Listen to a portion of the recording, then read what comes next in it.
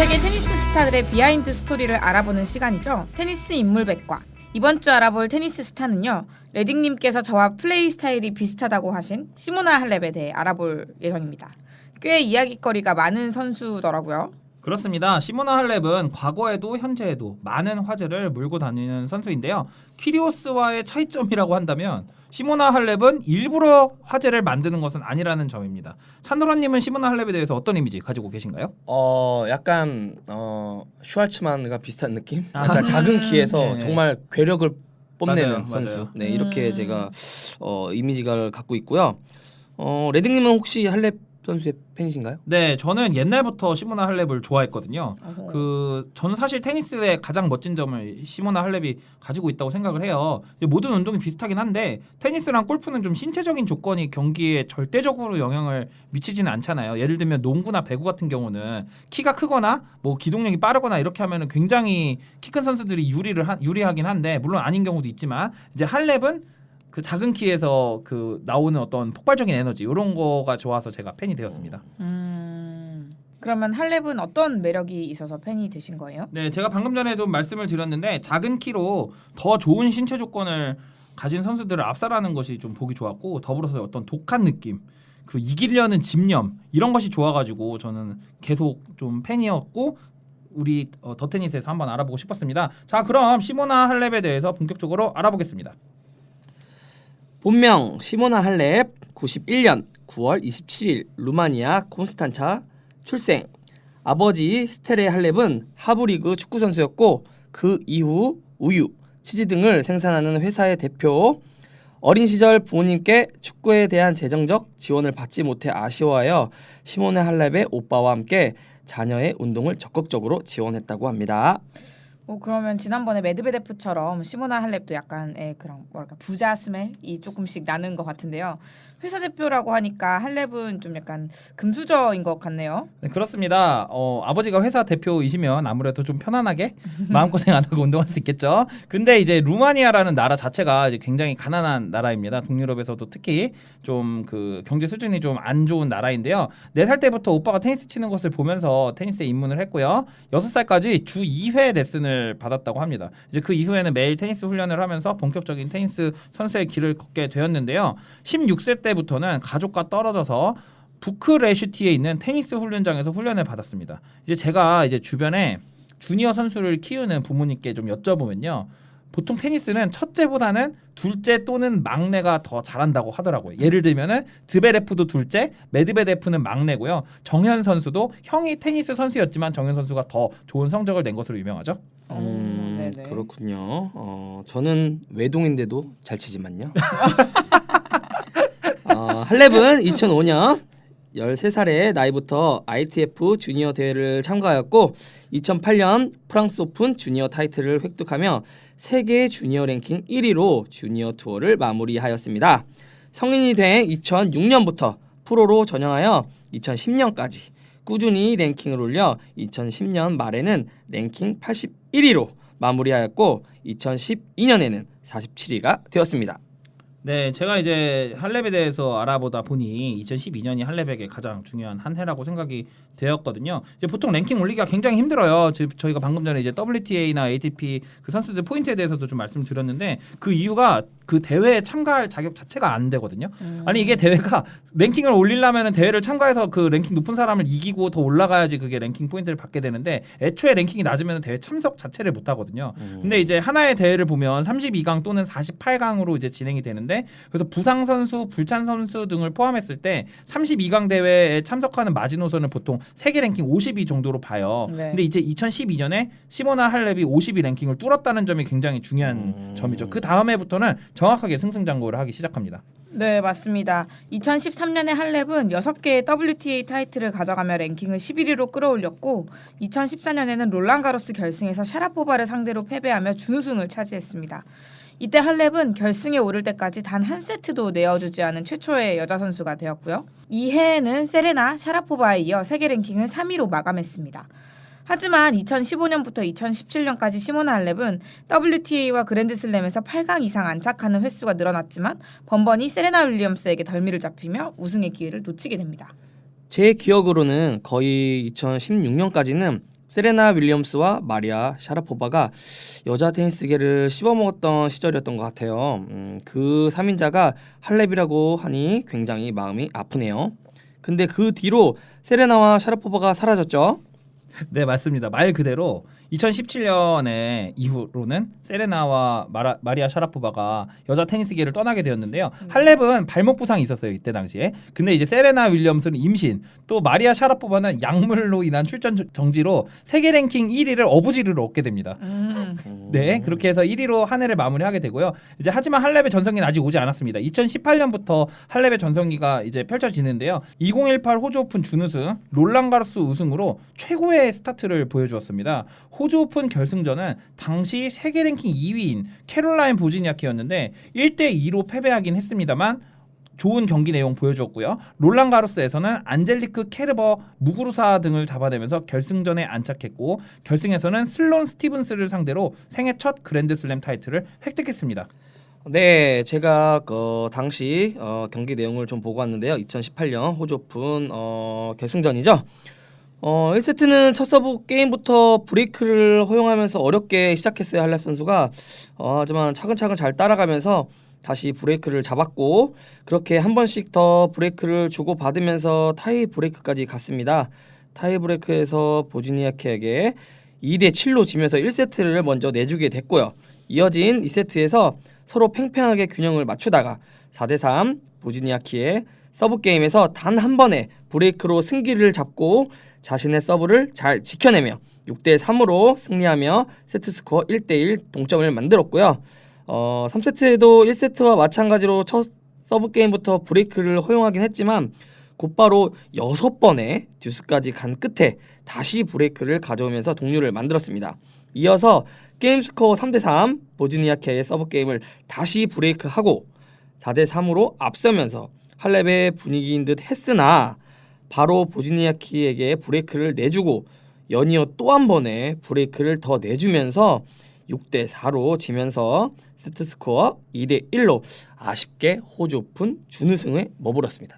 이게 지금 시모나 할렙 개인적으로는 세 번째 준우승입니다.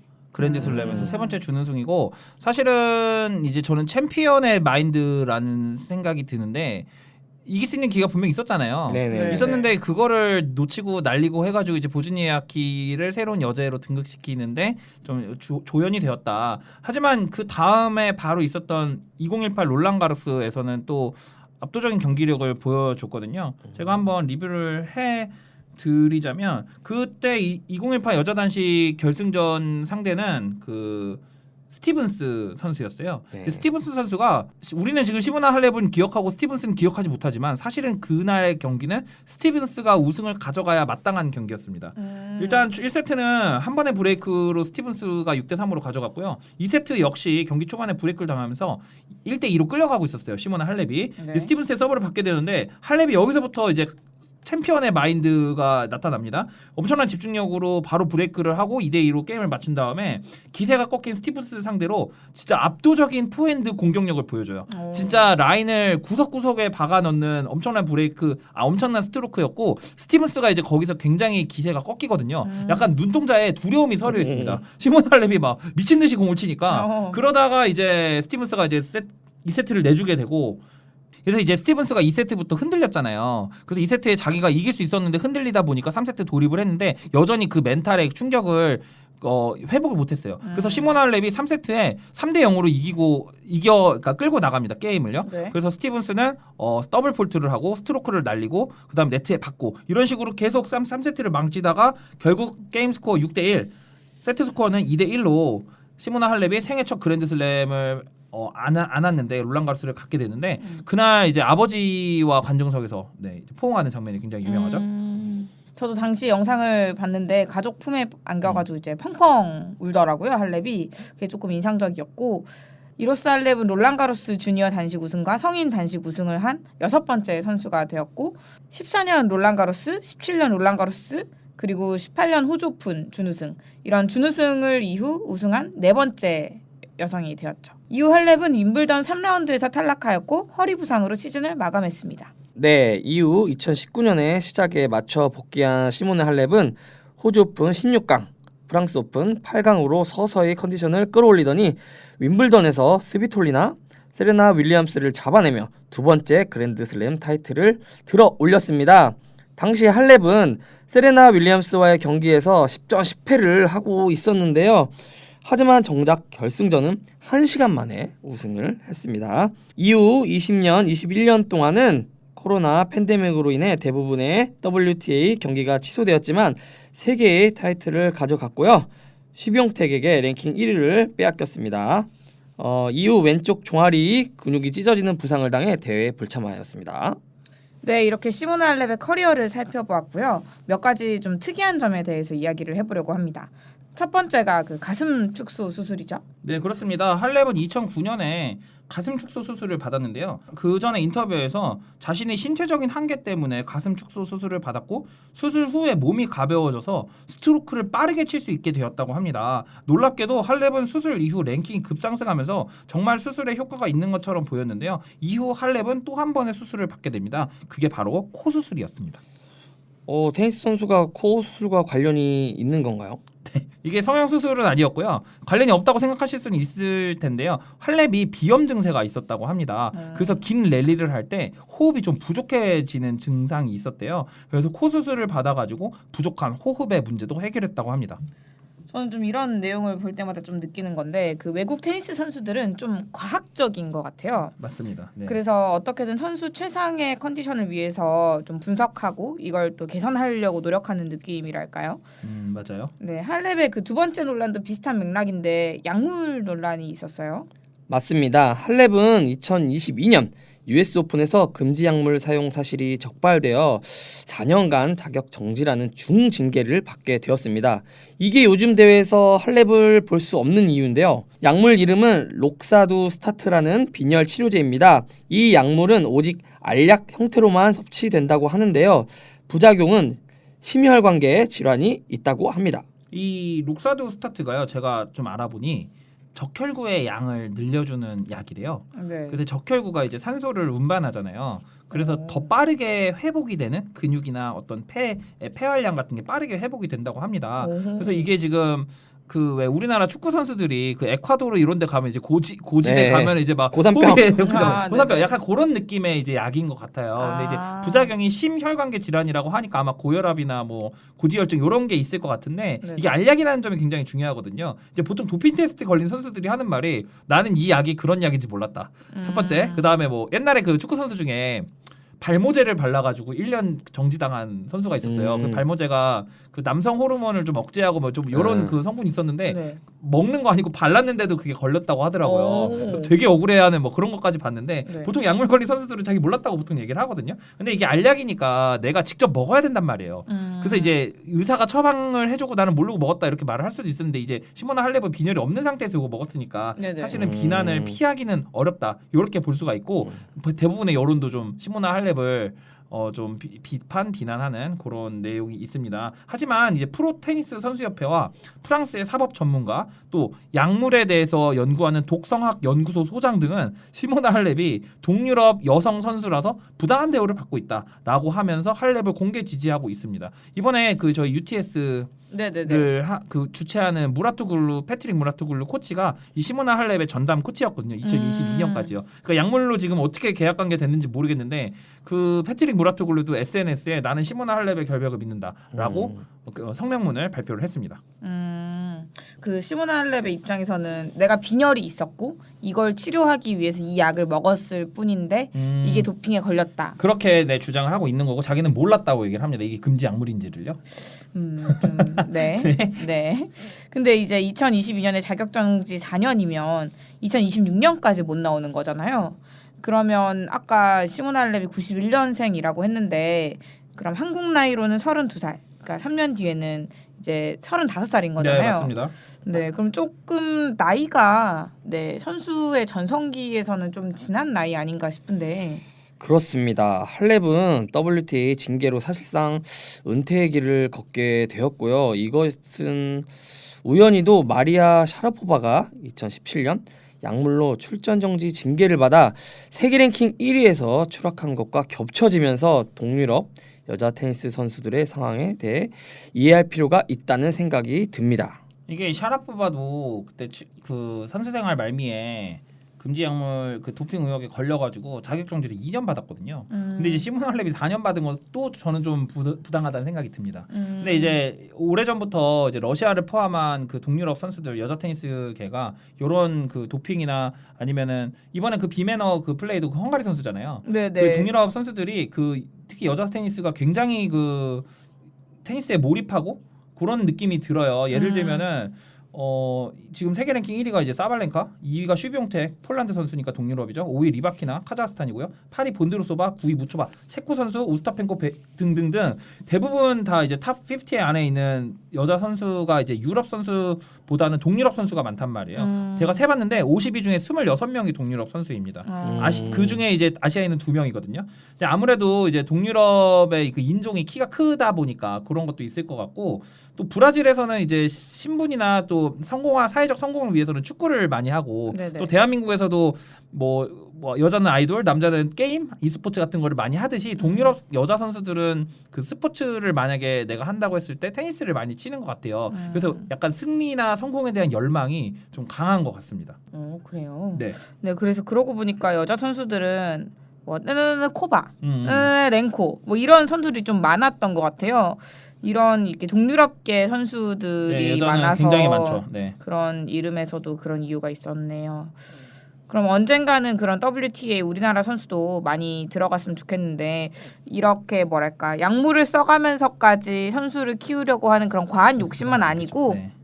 정말 실력으로 이제 우리나라 선수들도 이런 세계 랭킹에 많이 올라갔으면 좋겠다라는 생각이 들고 그리고 그 할렙 선수도 키가 168밖에 안 되잖아요. 지금 세계 랭킹 1위인 사발렌카 선수는 무려 키가 182던데 좀 키 차이가 되게 많이 나는 것 같아요. 그래서 좀 이런 작은 선수들의 희망? 사실 레딩님께서 할렙 선수를 떠올리신 게 저로 비롯됐다고 얘기를 해주셨는데 맞아요. 작은 키에서 나오는 폭발적인 힘이라고 맞아요, 했는데 맞아요. 제가 그렇게 키가 크지 않은 편이라 가지고 그래서 저는 사실 아까 슈와르츠만 얘기도 했었고 네네네. 이런 할렙 선수 얘기도 하면서 이제 키가 작은 선수들에 대해서 뭔가 이제 마음이 조금씩 간단 말이죠. 네, 가죠. 그 작년에 저희 그 코리아 오픈에서 우승했던 일본 선수 니시오카. 니시오카 선수도 네. 그때 당시에 그 샤포발로프랑 맞아요. 네, 결승전에서. 완전 다윗과 골리앗의 싸움이었는데 그래서 그런 이 다윗들의 마음이 갔는데 좀 여자 다윗이 없어진다고 하니 좀 아쉬운 마음이 드네요. 저도 이제 우리나라 선수들이 이제 WTA 세계적인 선수로 성장하는 모습을 좀 보고 싶고 하기 때문에 아무래도 우리나라 선수는 이게 키가 큰 선수 별로 없잖아요. 네네. 이번에 백다운 선수도 키가 작은 걸로 알고 있는데 이런 할렙 같은 선수가 좀 투어에서 좀 자주 있고 해야 또 저희 이제 동양 아시아인에게도 좀 희망이 좀 있고 그걸 보는 어린 선수들도 좀 그 동기를 좀 받아가지고 힘을 받아가지고 좀 더 열심히 할 수 있지 않을까. 그래서 제가 할렙을 좋아하는 이유였는데 이제는 보지 못하게 된다고 하니 2026년까지니까 많이 남았거든요. 네, 좀 많이 슬프네요. 네, 오늘은 루마니아를 대표하는 스포츠 스타 시모나 할렙에 대해 알아봤습니다. 다음 주에는 어떤 선수를 알아볼까요? 청취자님께서 댓글을 달아주시면 저희가 열심히 준비해 보겠습니다. 긴 추석 연휴를 끝내고 오늘도 폭풍처럼 달렸습니다. 올 한 해도 이제 2달 반밖에 안 남았는데요. 두 분은 올해 목표가 있으세요? 저는 일단은 목표가 생겼는데요. 최근에 몇 번 말씀드렸는데 어깨랑 지금 손목이 좀 안 좋아가지고 네, 이거를 좀 빠른 시일 내에 좀 빨리 정상적으로 될 수 있게 좀 치료도 받고 재활도 하고 해가지고 뭐 이 상태에서도 잘하긴 하지만 좀 더 잘하기 위해서 네. 올해 목표 12월 올해가 끝나가기 전까지 완벽하게 컨디션을 회복하는 것. 네. 솔리님요? 저는 약간 스윙 스타일을 좀 바꿔보고 있거든요. 어. 그래서 제가 원하는 스윙 스타일이 나올 때까지 그리고 그걸 경기에서 잘 선보일 수 있을 때까지 이제 올해가 가기 전까지 열심히 트레이닝을 해보려고 합니다. 오, 네. 아주 좋은 목표네요. 네. 레딩님은 어떤 목표가 있으시죠? 네, 저는 일단 개인적으로는 좀 살을 좀 빼야겠다 이런 생각 들고요. 더 테니스 구독자 100명 어허. 올해 안에 채워주셨으면 좋겠습니다. 전 500명. 500명? 네, 전 500명. 500명 지금 89명, 90명인데. 500명? 아니요, 지금 그 유튜브랑 합치면 100명 넘어요. 아, 오케이 합치면 네. 좋습니다. 그러면 저도 500명 하겠습니다. 네. 올해 한 유튜브가 해 있었군요. 네. 유튜브가 있었어. 중복 집계 가능합니다. 아, 네네. 네, 고품격 테니스 방송 더 테니스 오늘 방송 이렇게 마무리하겠습니다. 사연 댓글 달아주신 청취자님들 정말 너무 감사드리고요. 앞으로도 잘 부탁드립니다. 더 열심히 하겠습니다. 자, 그럼 마무리하죠. 다음 주에 만나요. 부디